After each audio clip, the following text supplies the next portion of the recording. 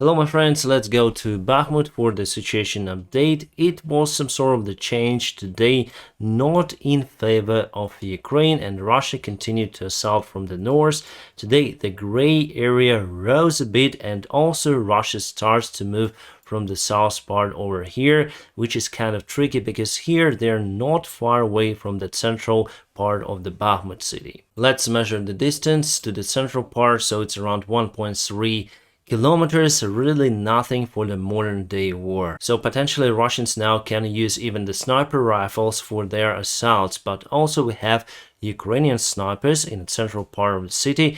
As you can see on this place over here, this is the total gray area, so we're not sure who is controlling this stuff. And I told you before that there's the great possibility that Russia would take control over this territory, and now we can see day by day that they're taking the parts, the small parts, but they take it. And let's go to the timeline. So before, yesterday it was like that, and today it's like that. So they moved over here, they moved over here in a gray zone a little bit, and also from this place they've took quite a lot of the residential areas on the northeast side of the Bakhmut city, but still the central part of Bakhmut is controlled by Ukrainian forces. And still we have two of the roads that potentially can be used as supplies.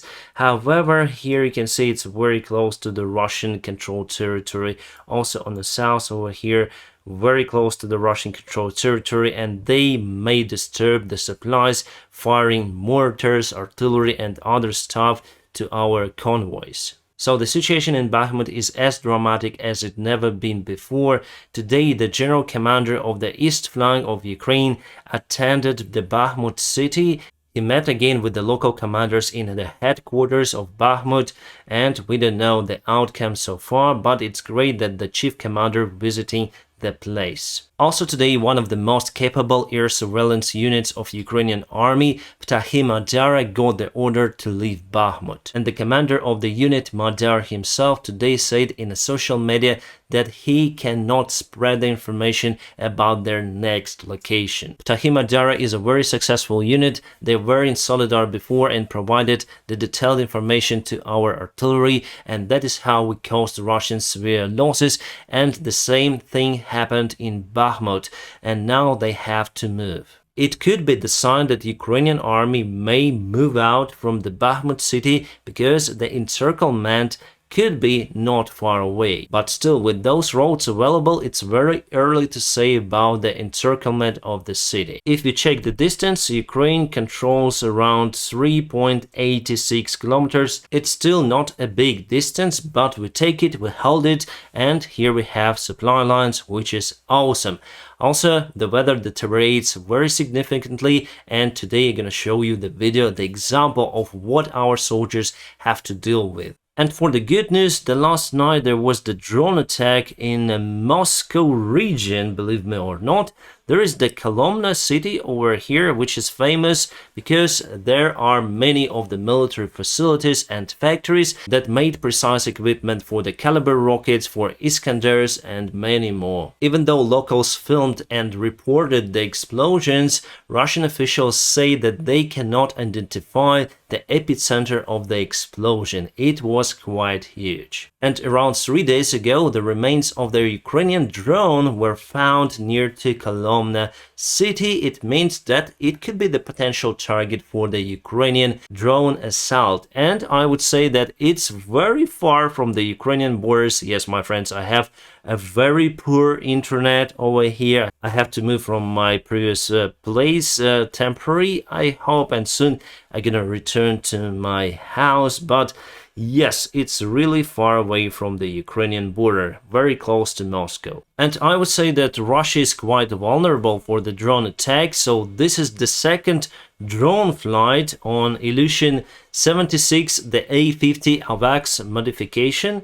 So you can see the similar flight, and this is the airplane, and this drone just landed on the top of the airplane, and it claimed to be exploded this time. So this could be the drone attack, and the one you saw in my yesterday's video was a surveillance mission, and this one was attack mission on this particular radar over here. So there's the landing, The drone lands, and finally the video stops upon the drone landing.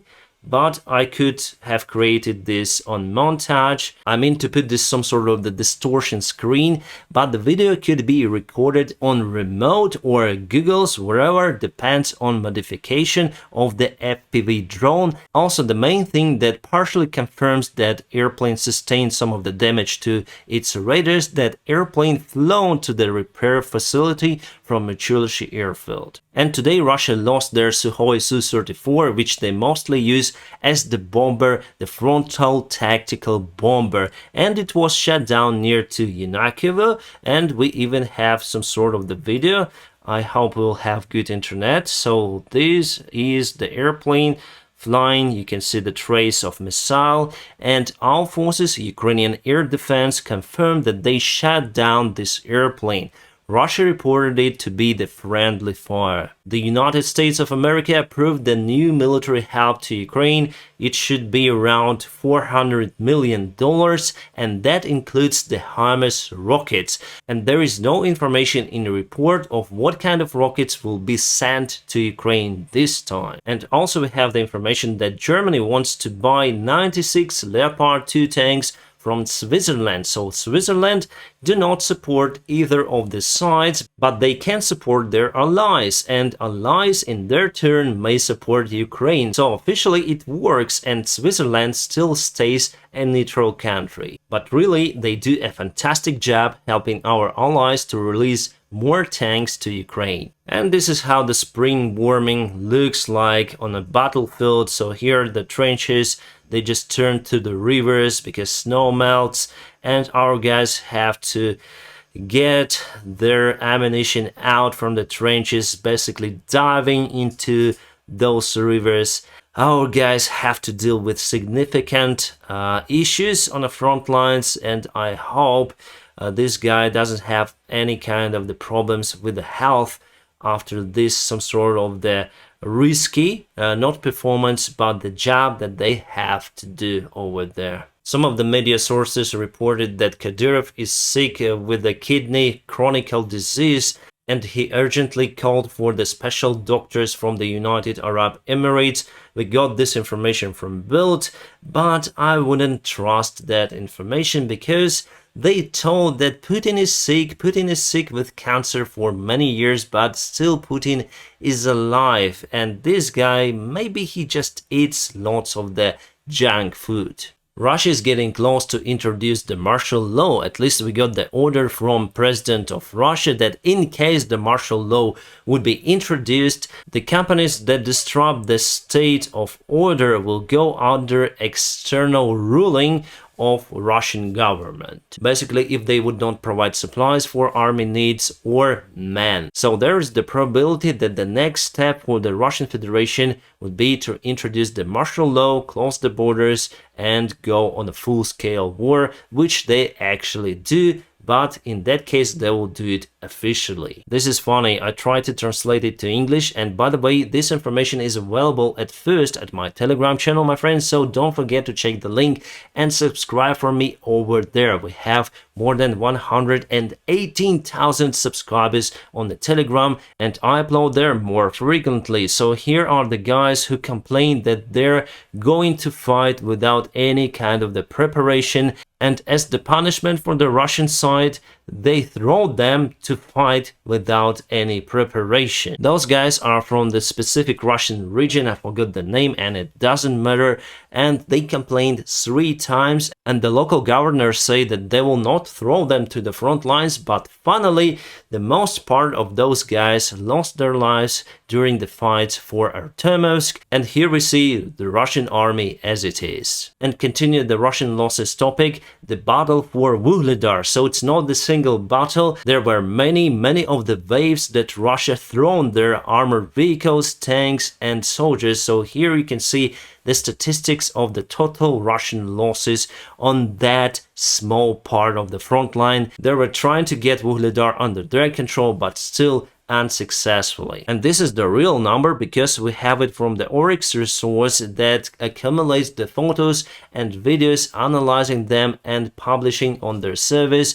So those are real tanks that were filmed. Well, yeah, not only tanks but other vehicles. And this is how Russians are getting ready for the new season in Crimea, not preparing the beaches or infrastructure but digging the trenches near to Yevpatoria. Probably they're expecting the Ukrainian counterattack that may happen this spring. And according to the Ukrainian intelligence, we're planning for the massive attack, where it could be, I think, on the south mostly, but there are many other potential directions for us to do it. And according to the Russian Media Zone research, they say that Russia potentially could have mobilized around 500,000 soldiers the last year, because Russia also implemented the fast-track merges for those men who go and fight as the mobilized soldiers. So if they have girlfriends, they may do the marriage even remotely. And many couples asked for that feature because in case of the